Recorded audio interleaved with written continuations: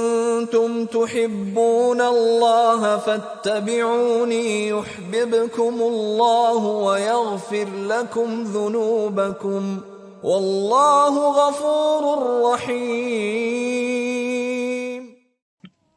السلام عليكم ورحمة الله وبركاته تميم. Wa alaykoum salam, akhi. Dis-moi, Ismaël, est-ce que tu connais la sourate Al-Masad? Oui, je la connais. Je peux te la réciter si tu veux. Oui, vas-y, je t'écoute. بسم الله الرحمن الرحيم تبت يدا أبي لهب وتب ما أغنى عنه ماله وما كسب سيصلى نارا ذات لهب وامرأته حمالة الحطب في جيدها حبل من مسد. Je vais t'expliquer à présent les raisons de la révélation de cette sourate. Oh oui, jazakallah khairan. Wa khayran jazak, akhi. Durant 3 ans, le prophète appelait discrètement à l'islam, mais Allah ordonna que l'islam devienne une religion publique. C'est-à-dire que tout le monde devait la connaître? Oui, c'est à peu près cela. Il commença par appeler sa tribu et ses proches, c'est-à-dire les fils de Hashim, les fils de Abd al-Muttalib à l'islam.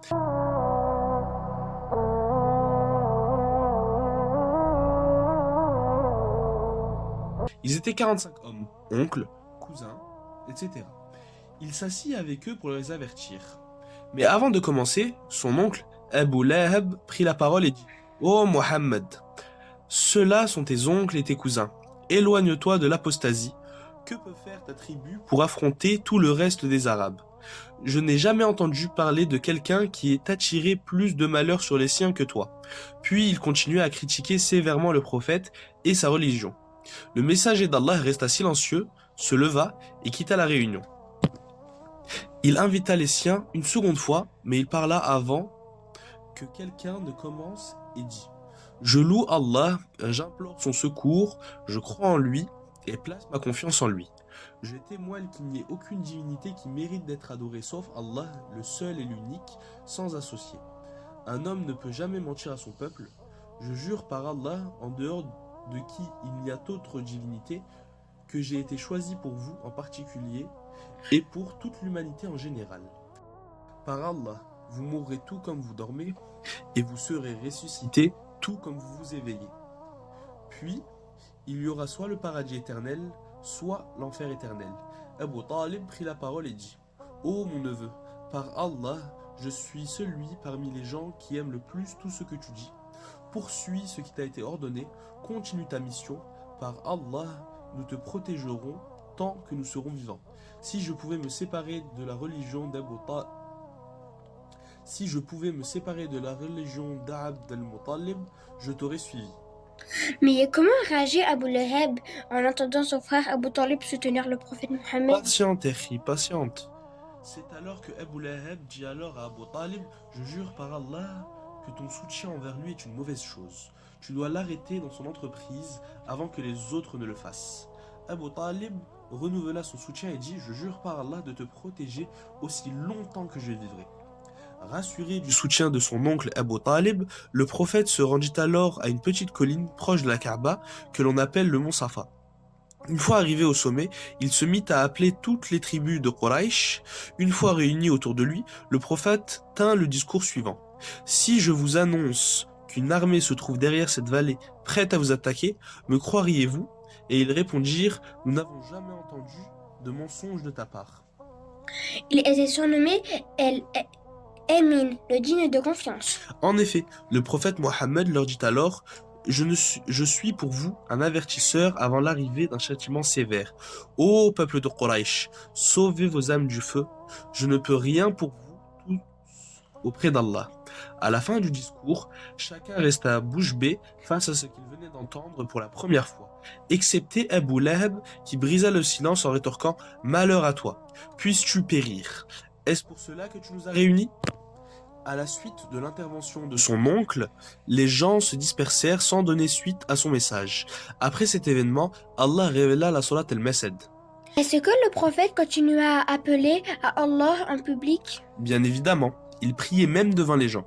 L'appel du prophète se propagea à la Mecque, puis Allah lui ordonna dans le verset 94 de la sourate 15, annonce à haute voix ce qui t'est ordonné et détourne-toi des associateurs. Alors, le messager d'Allah commença à dévaloriser et à rabaisser les pratiques superstitieuses des idolâtres. Il leur affichait l'impuissance des idoles et la vérité à leur sujet. Et pour celui qui adorait ces statues et qui croyait que ces idoles le rapprochaient d'Allah, le prophète Mohammed sallallahu alayhi wa sallam lui ordonnait des preuves concrètes de son égarement évident. Les mécréants de Quraysh furent agacés et désapprouvèrent les propos et le comportement du prophète. Mais il ne pouvait rien faire puisque l'oncle du prophète Abu Talib protégeait le prophète des mécréants, n'est-ce pas? Oui, ton raisonnement est correct. Abu Talib le protégeait alors même qu'il n'avait pas embrassé l'islam et qu'il n'était pas entré dans l'islam. Il ne put jamais faire du mal au prophète. Qu'ont-ils fait alors? Ils envoyèrent une délégation voir Abu Talib qui lui dit « Ô Abu Talib, ton neveu insulte nos idoles, critique notre religion et considère que nos ancêtres étaient dans l'égarement. Soit tu mets fin à ces offenses, soit tu ne t'interposes plus entre nous et lui. » Abu Talib essaya d'apaiser leur colère en leur répondant poliment et avec douceur. Puis, ils revinrent un autre jour et dirent « Ô Abu Talib, nous t'avons déjà demandé de contenir ton neveu et de nous en préserver, mais tu ne l'as pas fait. Tu vois ce qu'il dit de nous et de nos idoles, de notre religion et de nos ancêtres? Ô Abu Talib, tu as le choix. Ou bien tu lui demandes de cesser ce qu'il fait, ou alors nous vous combattrons tous les deux jusqu'à ce que notre clan ou le vôtre périsse. » Abu Talib fut tracassé par ces paroles. Il appela alors le messager d'Allah qui lui dit « Ô mon neveu, les gens de Quraysh sont venus me voir. » Et il l'informa de ce qu'ils ont dit. Il rajouta « Je ne veux pas provoquer d'animosité entre eux et moi, ni de division. Évite-toi des souffrances inutiles et évite-les-moi. Et ne me fais pas supporter ce qui est au-dessus de mes forces. » Le prophète crut que son oncle ne voulait plus l'aider et le soutenir et qu'il l'avait abandonné. Il dit alors « Ô mon oncle, s'il déposait le soleil dans ma main droite et la lune dans ma main gauche, afin que j'abandonne ma religion, je ne l'abandonnerai point jusqu'à ce qu'Allah dévoile ou que je meure dans ma mission. » Puis le prophète partit en pleurant.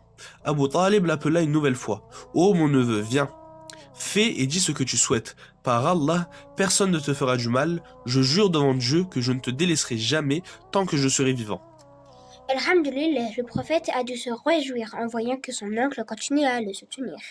En effet, le prophète se réjouit et partit transmettre la religion d'Allah sans se soucier de leur complot, ni de leur ruse, ni du mal qu'ils pouvaient commettre à son encontre. Abu Talib n'avait pas embrassé l'islam, mais était un rempart pour le messager d'Allah. Le jour où je deviendrai un oncle, je protégerai et j'aimerai mes neveux comme Abu Talib. Masha'Allah, c'est très beau Ismaël. Mais en attendant, j'entends l'appel de la prière de Isha. C'est l'heure de partir pour la salat. Hayya bina! Allahu Akbar, Allahu Akbar. Allahu Akbar, Allahu Akbar. Ashhadu an la ilaha illallah.